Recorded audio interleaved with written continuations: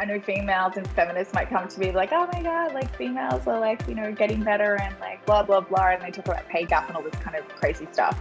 But the data doesn't lie. Men have run the world for a very long time and they will continue to run the world because men are masculine and they are born biologically to lead, provide, and protect.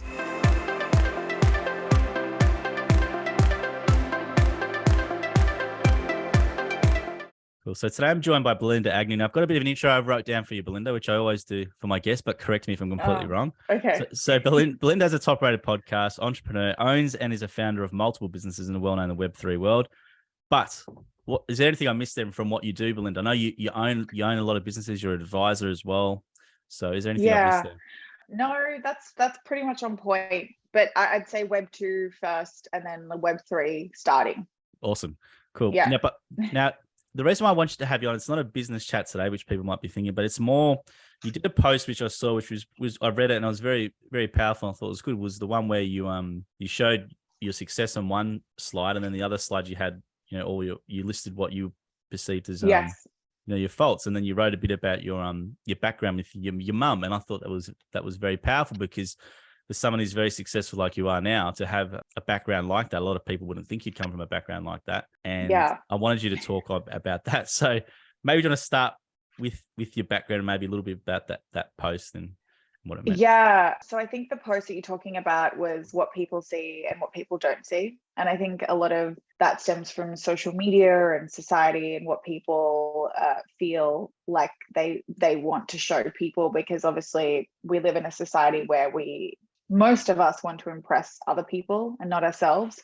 So a lot of the things you see on Instagram and LinkedIn and all of that, most of that isn't true to a certain degree in terms of happiness and being present and all of those things. I know many successful people and even like normal people showcase their life online and show all these pretty things and highlights of their lives, but under the scenes they're like about to go through a divorce, or the children suffering from a mental illness, or the child was in hospital 7 times in the last month because she's committing suicide.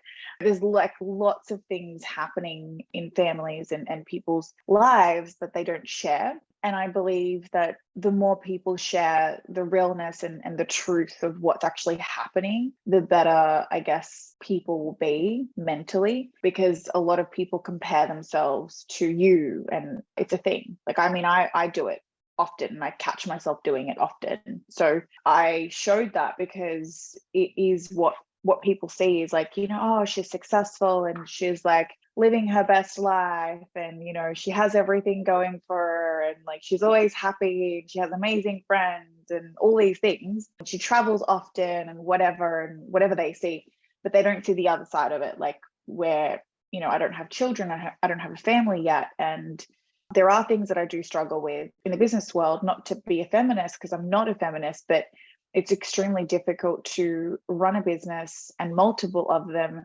with 95% of men. So there's like a lot of struggles in that. And there's a lot of other things, that I go through as well, which I shared. So coming from a single home mom, not knowing my dad, my mom's still going through the alcoholism and all of that and struggling with that still today. So, I wanted to showcase that to people that always message me and say, oh, I love everything you're doing, and I just want to grow up like you. I want to be like you, and all of that. So I just kind of wanted to share that side of me because it's the truth. So growing up with the mum whose challenge is obviously alcoholism, how was that overall? Do you want to tell people about maybe something that they might not know about that? Because I've never interviewed anyone on this whose parent has had alcoholism. It's generally someone who's got bipolar or schizophrenia. So maybe just talk about that from your perspective. Yeah, so my mother, alcoholism is somebody that drinks often. People that think, alcoholism is like drinking on the weekends, that's totally not the case.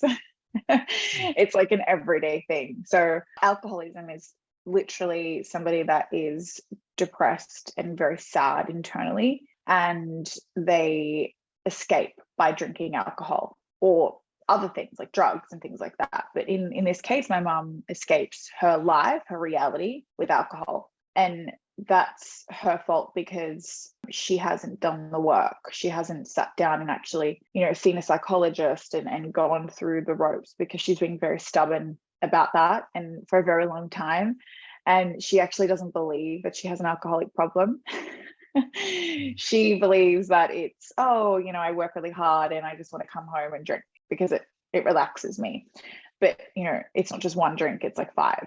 So she's been struggling with this issue for many years since I think since I was born, really. Like, she's had this issue for a very, very long time.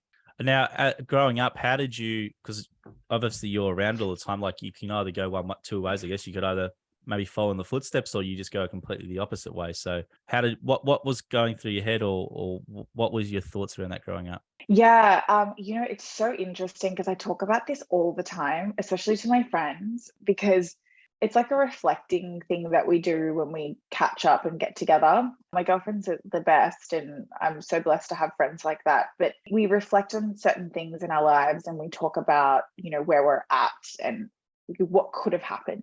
And with me, and there's a few of my other girlfriends that have gone through similar things, some of them, extreme.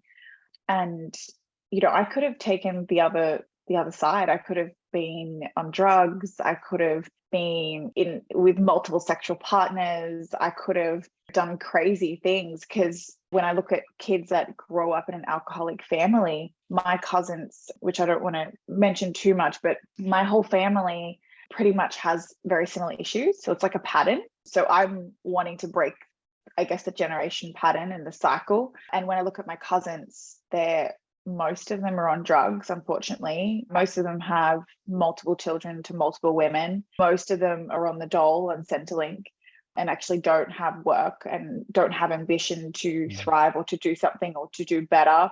Most of them are depressed and have gone to hospital multiple times, jail as well, multiple times. So that could have been me, because they're my first cousins.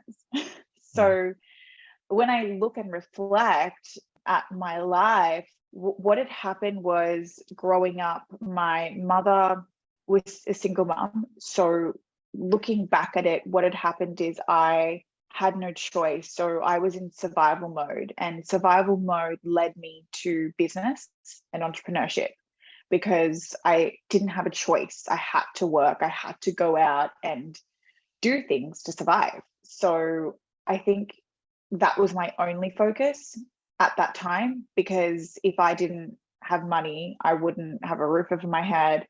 I wouldn't have food on the table. So it was like basic things for me. It was like survival things. So that's what happened. And then I got a bit of a taste of it. And then I kept going. And then I got more of a taste. And then I kept going. And then you obviously see where it's going. So I think it really came from survival mode. And I really didn't have a choice, because I had to step up, because my mother couldn't. And I grew up very quickly at the age of 5, self-sufficient. So yeah, it's pretty amazing to hear that. So yeah, because you just had to do it. As you said, it's survival mode. It wasn't obviously a choice to sort of go down that path in a way, wasn't it? You had to go the other way. And I never wish that upon anybody. Like, I mean, I'm super blessed because I have this thing called grit, which I can never stop. So if I fail 100 times, I'll just get back up and keep going. Like, this is the gift that I have now from my journey, and it's something that I can't get rid of. It's ingrained in you, and I'm super blessed for that. But I don't wish that upon any child or anybody to go through what I went through. Definitely, because it comes with other things. Yeah, I completely understand. A lot of the people I interview, that's the one thing they always say. It's like, well, what did you get out of it? It's always resilience or grit, from it. And then obviously going into what you're into now, that's probably, as you would know, one of the most important things in business or being successful is to have resilience or grit. So it's sort of a double-edged sword in a way, I guess. You have to go through all that stuff, and you have these other things that come for it, but you get that really superpower of resilience. Yeah, it's true. Yeah, absolutely. Now, in regards to what you do now into the modern world, so obviously one of your businesses is recruiting. So yes, I want to have you on to talk about burnout from employees now, because you obviously deal with a lot of people in the workspace. So maybe you can talk about burnout and what you're seeing in regards to mental health of just people in the workplace now in 2022. Oh my gosh, this is such a good topic. And it's actually come to my attention in the last 6 months. I knew about this for a really long time, obviously, the burnout thing and all of that. But I've been feeling really on edge the last, I would say, maybe just over a year, I would say now. But not doing anything about it has made it worse, because if you don't do anything about it and you just keep going and going and going and going and just doing and not actually working on what's happening here and like here and your body, you need to listen to your body because it's super important. It's actually led me to do something about it. So a founder actually reached out to me several months ago, and she's building a really amazing product just for burnout. And basically what it is it's what she's trying to do is make this a part of the cultural roadmap, because everybody, like, individually shouldn't be seeking their own help individually. They should be having assistance with the employers. So the employers should have something ingrained within their cultural roadmap where they have access to psychologists, life coaches, people to talk to, meditation, yoga, all the things that really help with mental health, really, and hygiene of mental health. So we're really trying to make this a roadmap of cultural internally, because this is like a thing. And I've heard so many crazy stories about what happens internally. People are not happy. Most people are not happy working for someone because of many reasons. And we're trying to really tackle that and really trying to get them to talk about it and talk about how they feel versus just showing up to work and doing their work day to day. So that's something that I'm really seeing in the workplace. And that's something that I really want to offer the solution to employers to give to their employees, because there needs to be something. Like, there's huge big four banks and huge firms like Fortune 500s that have this implemented internally, but it's not enough. Like, we've gone into it and looked at it. It's just a chat to a psychologist here and there, and that's about it. And maybe like a gym membership and, things like that. But they're actually not doing anything. And unfortunately, individually, you have to find your own path and actually do the work yourself. And not everybody gets there. So True. Now, is there a story you can use to illustrate maybe a burnout from someone or someone you heard about?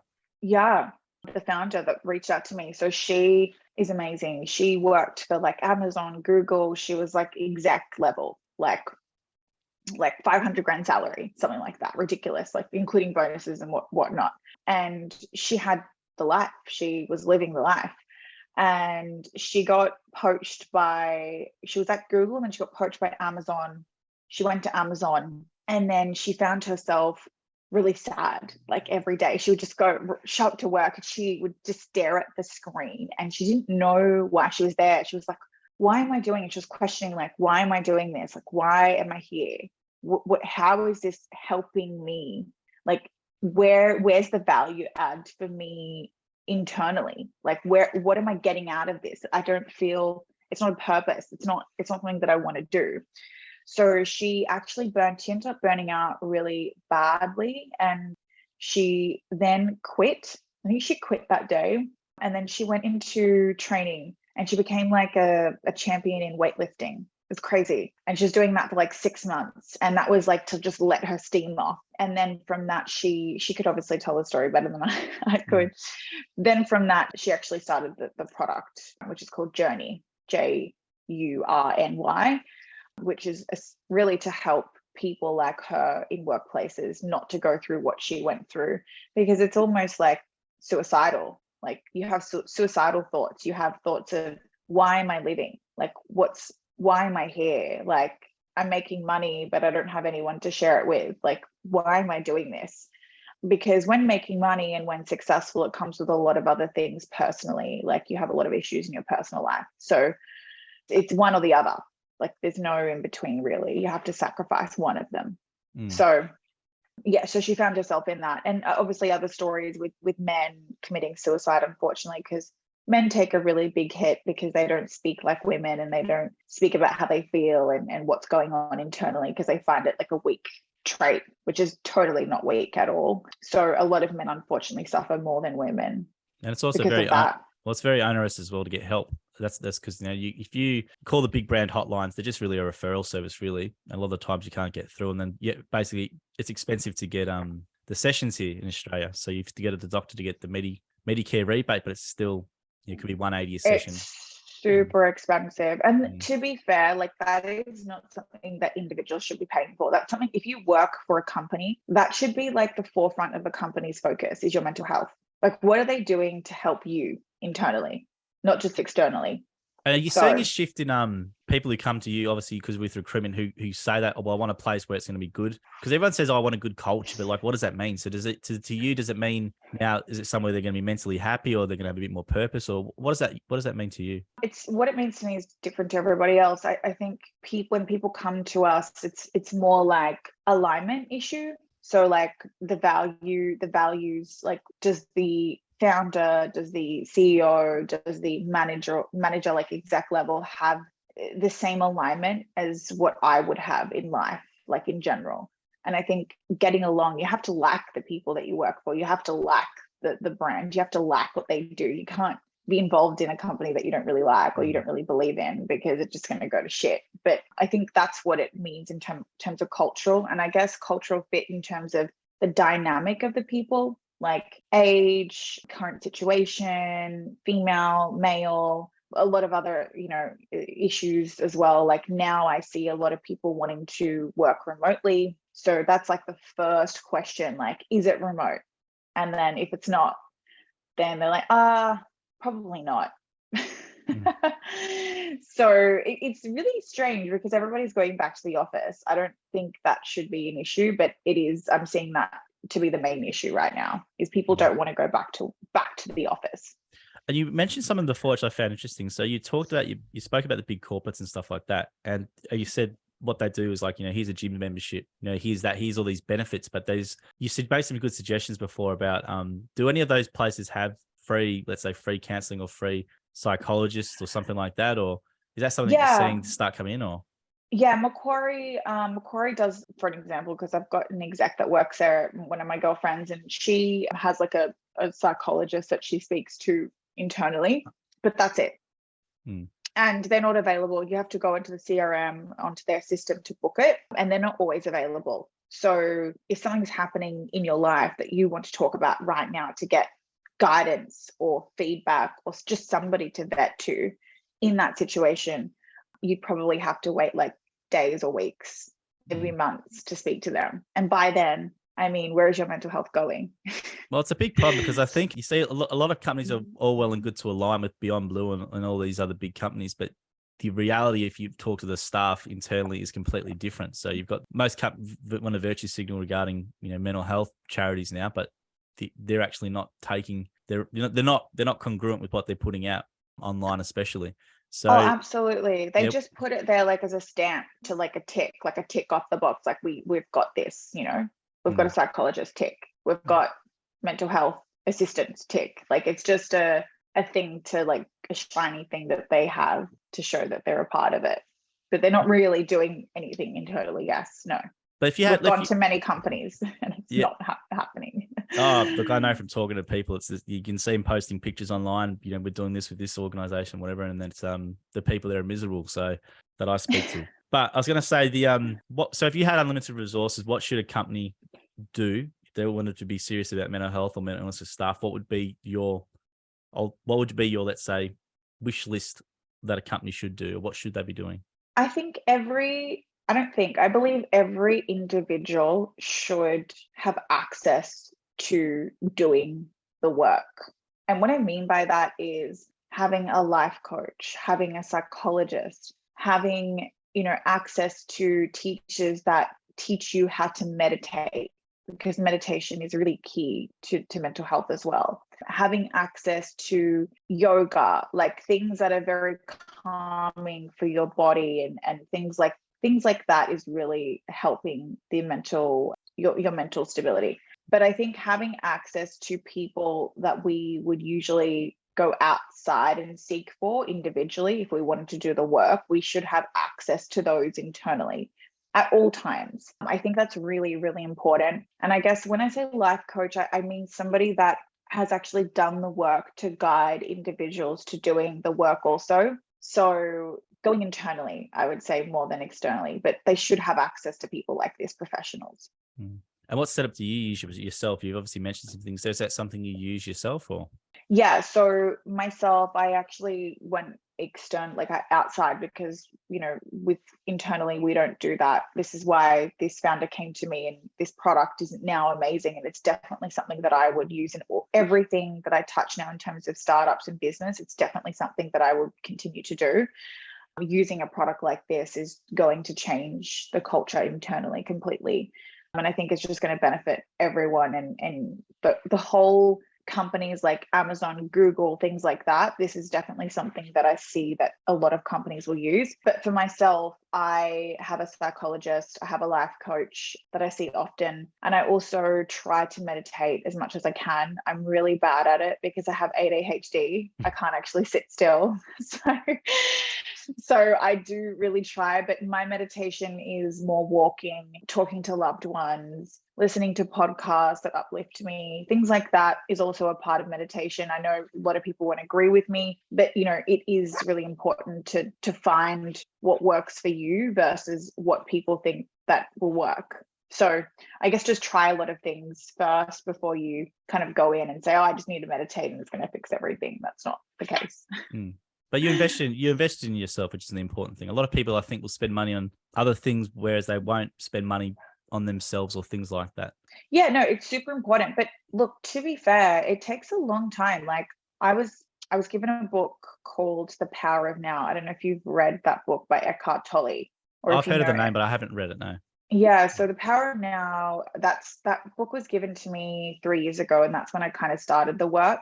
And basically, The Power of Now literally just teaches you how to be present, because if you're constantly thinking about what's going to happen or into the future, you're actually not living.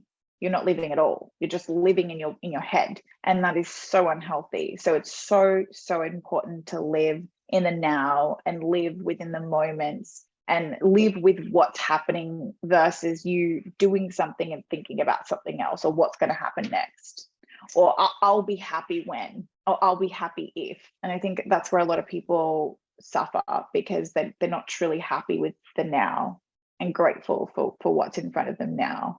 Yeah, that's a really good point. I will check it out. But I was going to say so how's that really changed your life then? So basically, for example, did you find yourself, as you said, if you got ADHD, wondering when someone's trying to talk to you and just it's not your fault, but your mind's over elsewhere and you might be Oh my going on a gosh. conversation, or I'm so hyperactive. Fun fact, I actually can't sit down and watch a whole movie. Really? Okay. Like, it's a thing. Yeah. And if I'm at the movies, I leave in the middle, or I get super agitated. I can't sit down for that long. So I can't sit still, but it's a problem. It's a gift, but it's a problem. Like with reading books, meditating, like things like that, I kind of tap out. And I start to do something else. No, I'm such a big believer in doing what works for you. Like, I'm not a believer in waking up at 5 a.m. or 4 a.m. or whatever the time is now, having cold showers, to be successful, reading 20 books a year to be successful. Like, if you don't read and you don't take cold showers and you don't wake up at 4 a.m. and you don't train every day, you don't do all these things that people talk about, like successful people talk about, then you're not going to be successful. I think that's such a load of BS. And I think that people get so caught up in doing all these things that think that it's going to work and you're going to be successful. You're only going to be successful if you actually do the work, get up and hustle, do the work. And that's the only thing that's really going to make you successful. All these other things are amazing to have for your mental health, but I don't think that works for everyone, because I've been there, done that. That didn't work for me. And I know it hasn't worked for other people. And I love what you said about meditation, because you're right. I've got the Calm app and I've tried it before and I found it very hard, but you're right. Meditation can be a walk. I play a lot of guitar. So if I've got a metronome going bang, bang, bang, and I'm doing this exercise for 10 minutes, like my head goes into that's what I'm focusing on. So there's different forms of meditation. And as you said, it's something where you've got to find that works for you. And it would be very beneficial. I don't know if there's an app in it or something, but like some sort of meditation, but it could be like 6 different alternative methods. And, you know, because like the 50-year-old truckie or whatever might find it very hard to sit down with the car mat, but he might be conducive to taking the dog for the walk and having this certain thing in his ears, right, to listen. And that could be really helpful for him. Yeah, absolutely. That's what people don't get. Like all these like solutions that people talk about online, it's just all marketing. You know this, Joel, better than anyone. They're all just trying to sell you. Don't believe it. Just try. And if it works amazing. If it doesn't, try something else. Well, I think I love what you said at the start. I think it's getting to a point where it's extremely detrimental. You know, places like Instagram and LinkedIn and stuff, as you said, like, you know, to be successful, you've got to wake up at 4:30 and do this and do that, or you see someone on LinkedIn who's this, and then you meet that person in real life and you go, it's not congruent with what you're putting out, you know, online. It's so ridiculous. I literally wrote a post about this, I think 6 months ago. I said, I don't wake up at 4:30. I wake up sometimes 9 o'clock, sometimes 10 o'clock. I don't train every day. I sometimes like take 2 weeks off without training, sometimes a month if I don't feel like it. I don't eat like healthy every day. I had a pizza last night and a Diet Coke, or like I had an apple pie on the drive-through in Macca's. You know, you have to, like, people don't talk about these things. So I guess it's important to be real, to be honest, because the truth is seriously going to change a lot of people's mental health. Absolutely. Yeah, because I think at the moment it's really detrimental. And I can presume, you know, let's say a platform like LinkedIn, right? It's a professional thing, and everyone wants to give off that vibe or show that they're successful, right? That's the thing. But you would know probably more than most, because obviously you would meet a lot of these people from the platform. It doesn't from your perspective, it doesn't always add up, is it? You would meet someone who you see online who's like this and representing this and that, and then you meet the person, it's completely different to what you're seeing in that space. And oh my God, like 1000%. Like I have so much information about people that I can't disclose. I don't know your name, but I just want you to be clear on that, because I think I'm on LinkedIn all the time every day, and I post and go, Jesus, I'm sucking because I see this person doing this and this, and I've met a couple of them in real life, and you sort of go, it's not congruent with what you see online. There's an online persona and there's the reality, and most of the time, the reality never, or most of the time, doesn't meet up to the to what's online. Yeah, never. And I think, this is the thing, like we're humans, and LinkedIn is a business platform. Remember that. So we are there to sell our product or ourselves. Like we're not there to show the realness, because that stuff's really not going to sell on LinkedIn.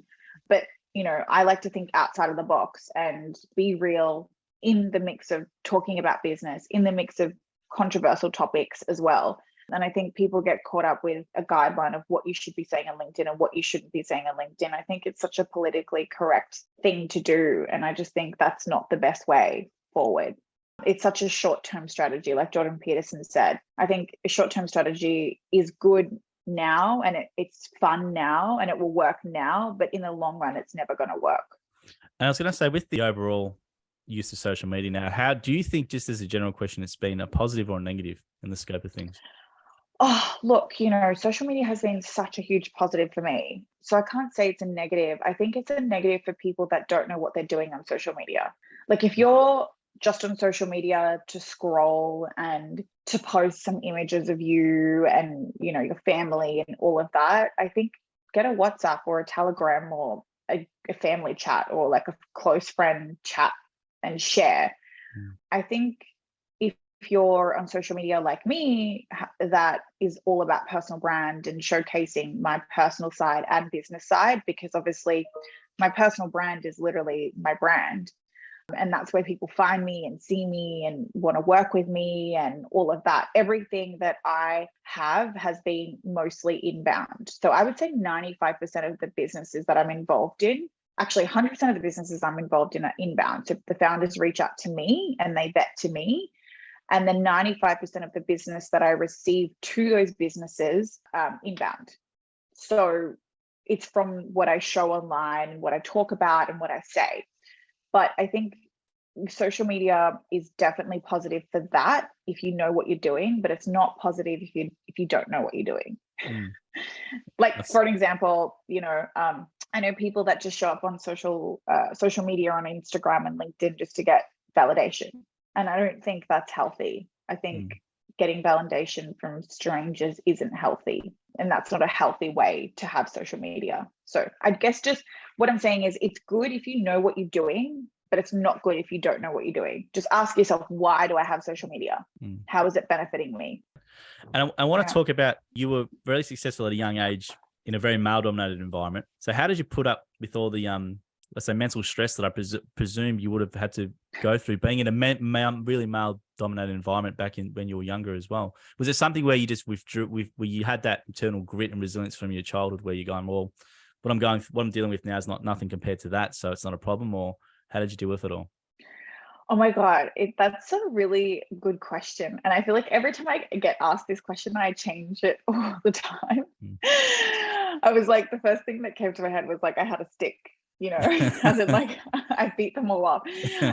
No, but like, I think I have such a huge, huge, huge respect for men, like massively. And most of the businesses, like 99% of the businesses that I'm involved in, are led by men.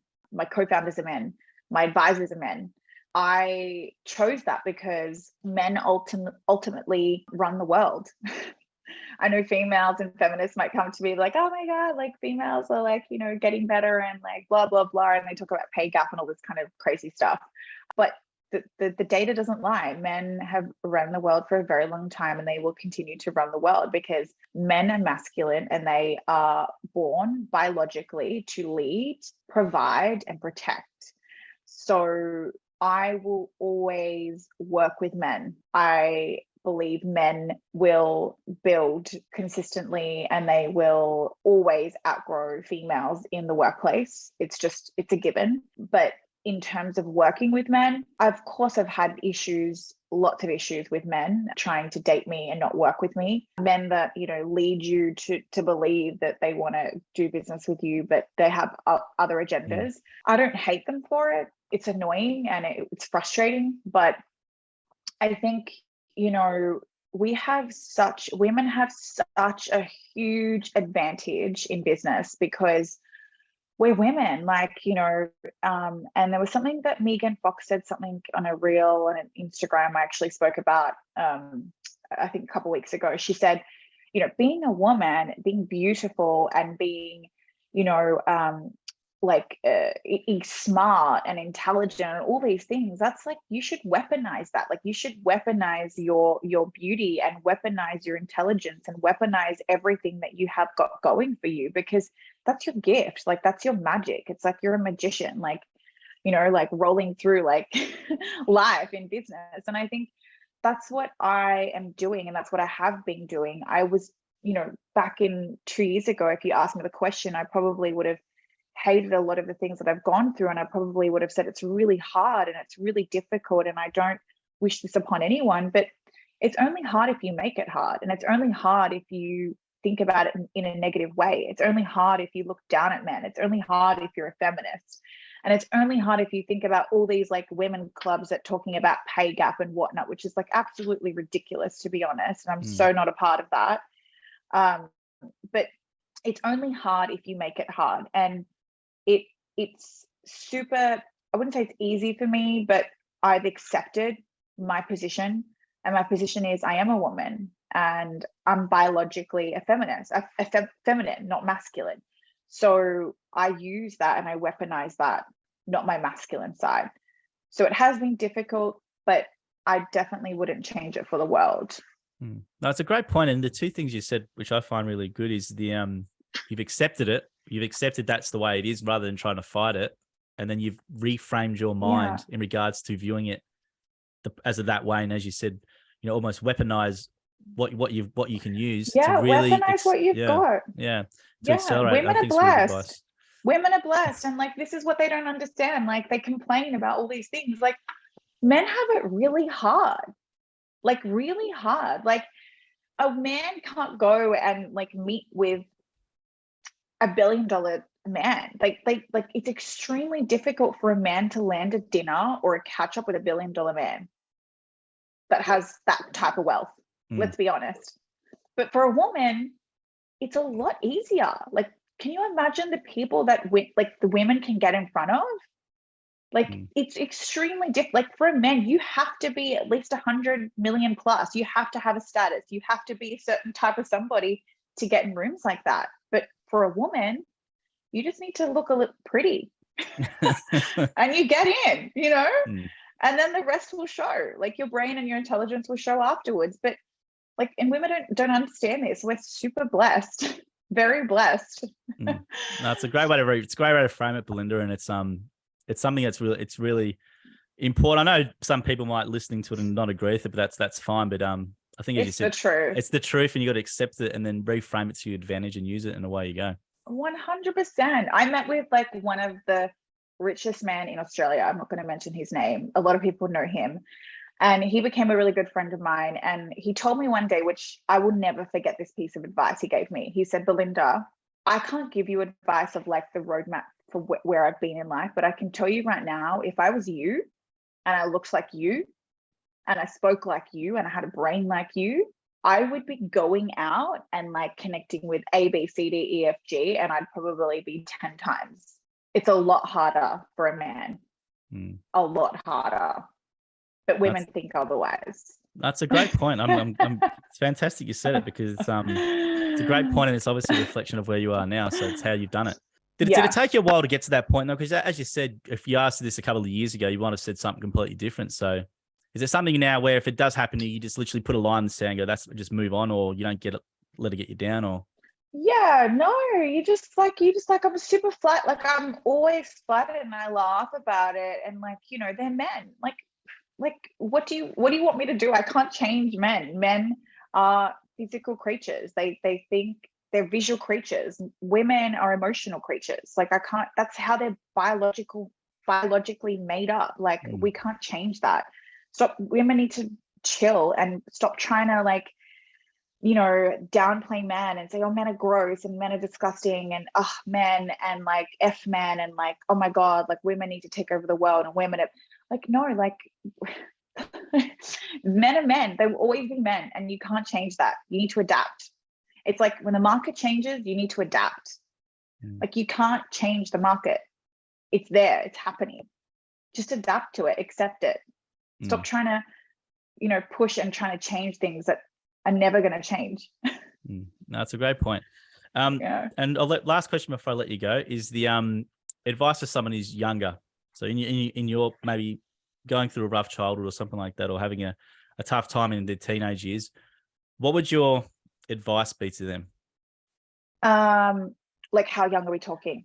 So let's say the age is, let's say 12 to 18. So someone who's obviously got to try and figure out what they want to do in life, or they might be in a rough situation, and they probably think at the moment it's a really bad situation. What's it going to be like? I don't know. So what's your advice to them in regards to maybe finding the right path, or in terms of attitude, or what would help them? I would always say what Gary Vee says is you need to taste a lot of things to really know what you like.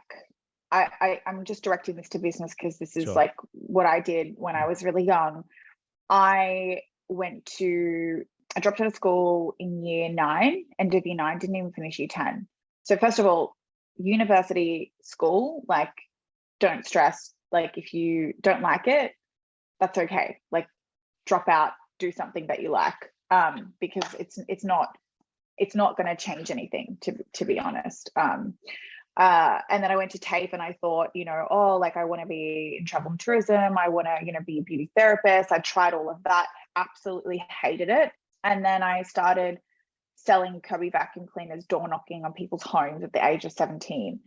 And not that I loved it, but I loved it because what I was achieving in that and how I found my way was I was really good at selling.